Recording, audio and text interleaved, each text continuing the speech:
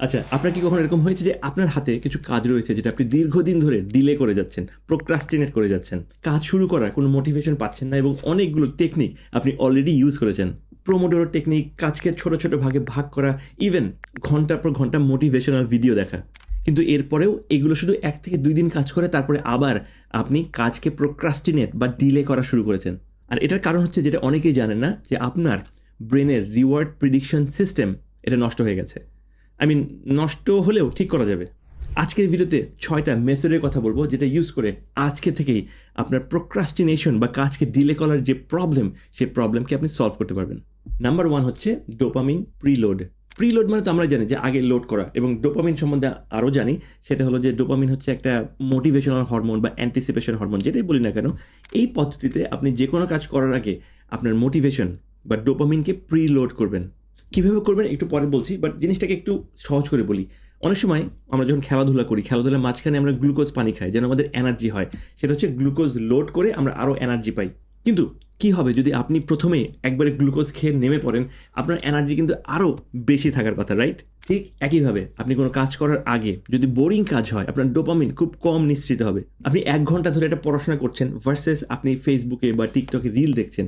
টিকটকের রিলে সবসময় ডোপামিন বেশি পাওয়া যায়, আর বই পড়া বা বোরিং কোনো কাজ করতে ডোপামিন রিলিজ হতে দেরি লাগে, সে কারণে আমাদের এই কাজটা করতে ভালো লাগে না। স্ট্যানফোর্ড ইউনিভার্সিটির প্রফেসর ডক্টর অ্যান্ড্রু হুবারম্যান বলেছেন যে আমরা কোনো কাজের আগে ডোপামিনকে প্রি লোড করতে পারি। এটাকে বলা হয় ডোপামিন স্ট্যাকিং, ডোপামিনকে স্ট্যাক করা। আর ইউনিভার্সিটি অফ মিশিগানে দেখিয়েছে যে এই পদ্ধতি ইউজ করলে আপনি অন্য সময়ের তুলনায় 70 ভাগ বেশি কাজ শুরু করতে পারবেন। কীভাবে করতে হবে? খুব সোজা। কোনো একটা বোরিং কাজ করার আগে এমন একটা এক্সাইটিং কাজ করতে হবে যেটা আপনার ডোপামিন বাড়িয়ে দেবে। কিন্তু এই এক্সাইটিং কাজ কোনো রকম মাদকদ্রব্য বা ফোন বা এই ধরনের কিছু হবে না, স্ক্রিনের সাথে কোনো কিছু সম্পর্ক না, আপনাকে ফিজিক্যালি কিছু এটা করতে হবে। আমার জন্য যেটা হয় যে অনেক সময় ইউটিউব ভিডিও করা, ক্যামেরার সামনে বসে কথা বলাটা আমার কাছে অনেক সময় বোরিং মনে হয়, সকালে উঠে অনেক সময় করতে ইচ্ছে করে না। সেক্ষেত্রে আমি জাম্পিং জ্যাক করি, অথবা আপনি চাইলে গান শুনতে পারবেন। আমার ক্ষেত্রে ইটস অলওয়েজ আর্টসেলের গান শুনি, যেটা আমাকে পাম্প আপ করে এবং আমি কাজ শুরু করি। Pump up, that's the word. সেটা হচ্ছে যে আমাদের খেলার আগে, যে খেলার উদাহরণ দিয়েছি, কোচেরা আমাদের পেপ টক দেয়, আমাদেরকে পাম্প আপ করে।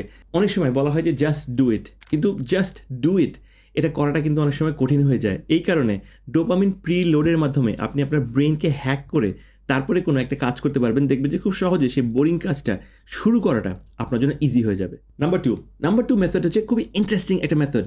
এটাকে বলা হয় হোয়েন দেন, বা বাংলা ভাষায় যখন তখন মেথড। জিনিসটা আপনাকে একটু এক্সপ্লেন করি। তো আপনারা যদি কোনো একটা কাজ করতে ইচ্ছা না করে কিন্তু এটাকে হ্যাবিট করতে চান, সেক্ষেত্রে হোয়েন দেন আপনি করতে পারেন, এবং সবচেয়ে ভালো হয় যদি আপনি ডায়েরিতে বা কোথাও লিখে রাখতে পারেন এবং চোখের সামনে থাকে। জিনিসটা এরকম হবে যে যখন আমি এই ভিডিও শেষ করব তখন 10 মিনিট ধরে আমি আমার কেমিস্ট্রি বই পড়ব। তো এইভাবে আপনি অনেক কিছু কিন্তু রিপ্লেস করতে পারবেন। যেমন যখন আমি লাঞ্চ শেষ করব তখন 15 মিনিট ধরে হাঁটাহাঁটি করব। যখন এটা কাজ করার পরে তার কনসিকুয়েন্স কী হবে এটা যখন আপনি লিখে রাখতে পারবেন বা স্পেসিফাই করে দিতে পারবেন, তখন সেই কাজটা, সেই দ্বিতীয় কাজটা শুরু করা আপনার জন্য খুবই ইজি হয়ে যাবে। তো এই মেথডটা আমার নিজের খুবই একটা পছন্দের একটা মেথড। নেক্সট যে পয়েন্টটা রয়েছে, আমার কাছে মনে হয়েছে খুবই একটা মাইন্ড ব্লোয়িং, একটা ইন্টারেস্টিং একটা কনসেপ্ট। বাট এই কনসেপ্টে যাওয়ার আগে প্রথমত আপনি যদি এখানে নতুন হয়ে থাকেন, ওয়েলকাম টু মাই চ্যানেল। আমার নাম Mahmudul. I am a biomedical scientist and I have a PhD in molecular medicine. Number three মেথডটা খুবই কাজে দেয় যদি আপনি সোশ্যাল মিডিয়া বা স্ক্রিনে অ্যাডিক্টেড হয়ে থাকেন। সেটাকে বলা হয় প্ল্যান প্রোক্রাস্টিনেশন। প্ল্যান প্রোক্রাস্টিনেশন মানে হচ্ছে যে আপনাকে প্ল্যান করতে হবে যে কখন আপনি প্রোক্রাস্টিনেট করছেন। কনসেপ্টটা এই জন্য ইন্টারেস্টিং কারণ সবাই বলে যে ডিস্ট্র্যাকশন থেকে বাঁচতে হবে, ডিস্ট্র্যাকশন ছাড়া আমাদের কাজ করতে হবে, কিন্তু এই থার্ড মেথড বলে যে আপনাকে ডিস্ট্র্যাকশন প্ল্যান করতে হবে। অর্থাৎ আপনি যদি কোনো একটা স্টাডি করেন এবং 1 ঘন্টা বা 2 ঘন্টা স্টাডি করছেন, এরপরে কিন্তু আপনার মন চাইবে যে কোনো একটা কিছু করা। আপনি যদি মাইন্ডলেসলি আপনি শুধু ডিস্ট্র্যাকশনের পিছনে ঘুরেন, আপনি যদি স্ক্রলিং বা ফেসবুকের পিছনে ঘুরেন, দেখবেন যে আপনার 3-4 ঘন্টা এমনি চলে গেছে। কিন্তু আপনি যদি ডায়েরিতে বা কোথাও লিখে রাখেন যে না, এই 1 ঘন্টা বা 2 ঘন্টা পড়ার পরে আধা ঘন্টা আমি শুধুমাত্র ইনস্টাগ্রাম দেখবো, শুধুমাত্র আমি কোনো প্রোডাক্টিভ কাজ করবো না, কিচ্ছু করবো না, আমি একদম আমার মাইন্ডলেস কাজ করতে থাকবো এই আধা ঘন্টা 15 minute. It depends on you. তাই সবাই যেখানে বলে যে ডিস্ট্র্যাকশনকে এলিমিনেট করতে হবে, এখান থেকে দূরে থাকতে হবে, আপনার এই প্ল্যান প্রোক্রাস্টিনেশন আপনাকে হেল্প করবে আপনার ওই বাউন্ডারির মধ্যে থাকা, যেখানে আপনি ইচ্ছা মতো সব কিছু করতে পারবেন এবং আপনার গিলটিও ফিল হবে না, কারণ আপনি জানেন যে আপনার একটা কাজের পরে আপনার রিওয়ার্ড রয়েছে এবং আপনি আবার অন্য একটা বোরিং কাজে ফিরে যেতে পারবেন, তারপরে আবার আপনার একটা রিওয়ার্ড রয়েছে। এই প্ল্যান প্রোক্রাস্টিনেশন আপনি একটু ট্রাই করে দেখুন। আমার মনে হয় এটা আপনার খুবই কাজে দিবে। Method number 4, specificity. It is very important, আপনাকে যে জানতে হবে সেটা হলো যে আমাদের ব্রেন ভেগ কোনো কিছু পছন্দ করে না।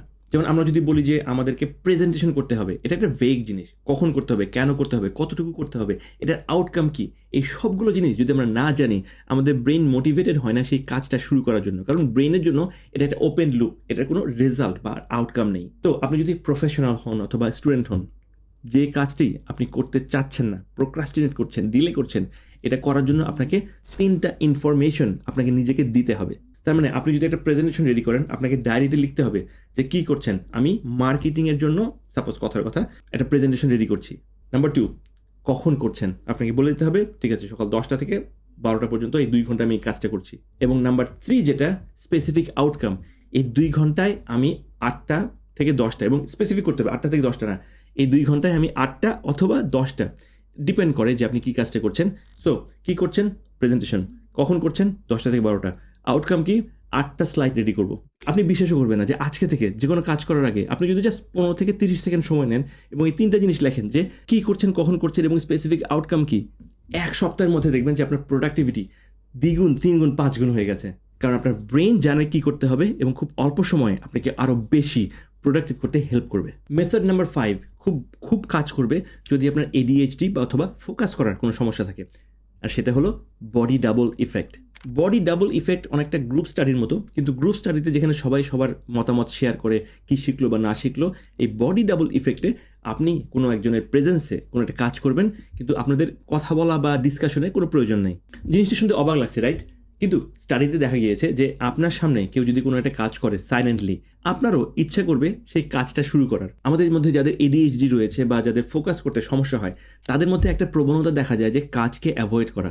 হার্ভার্ড স্টাডিতে দেখা গিয়েছে যে বডি ডাবল ইফেক্ট এটা ইউজ করার মাধ্যমে কাজ অ্যাভয়েড করার পরিমাণ 60% কমে যায়।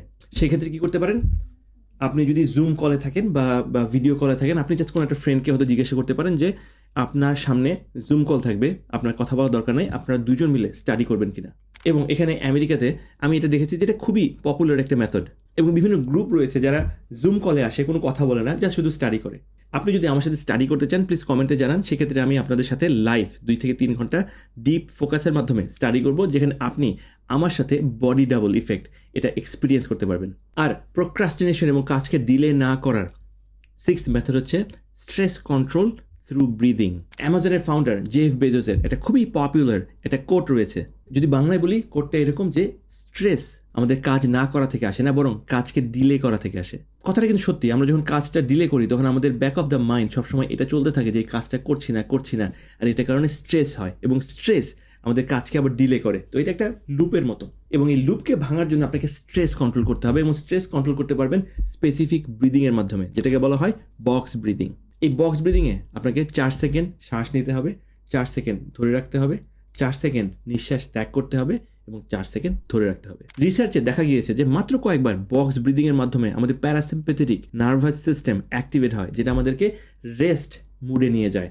আমাদের যখন রেস্ট মুডে যায় তখন আমাদের কাজ করা এবং ডিসিশন নেওয়াটাও ইজি হয়ে যায়। তাই প্রোক্রাস্টিনেশনের কারণে বা কাজকে ডিলে করার কারণে আপনার যদি স্ট্রেস হয়, এই বক্স ব্রিদিংয়ের মাধ্যমে আপনি নিজের স্ট্রেসটাকে কমাতে পারবেন। কিন্তু আপনি হয়তো কাজ শুরু করলেও অনেক সময় নিজের টাইম ম্যানেজ করতে পারছেন না, এবং টাইম ম্যানেজমেন্ট নিয়ে অনেক ভিডিও দেখেছেন। আমার এখানে একটা ভিডিও রয়েছে যেখানে টাইম ম্যানেজমেন্টের মাধ্যমে আপনি একই সময় ডাবল কাজ শেষ করতে পারবেন। আপনি যদি এই ধরনের প্রোডাক্টিভিটি ভিডিও পছন্দ করেন, আমি বিশ্বাস করি যে এই ভিডিওটা আপনার খুবই উপকারে লাগবে। ধন্যবাদ আপনাকে এতক্ষণ পর্যন্ত থাকার জন্য। দেখা হবে নেক্সট ভিডিওতে।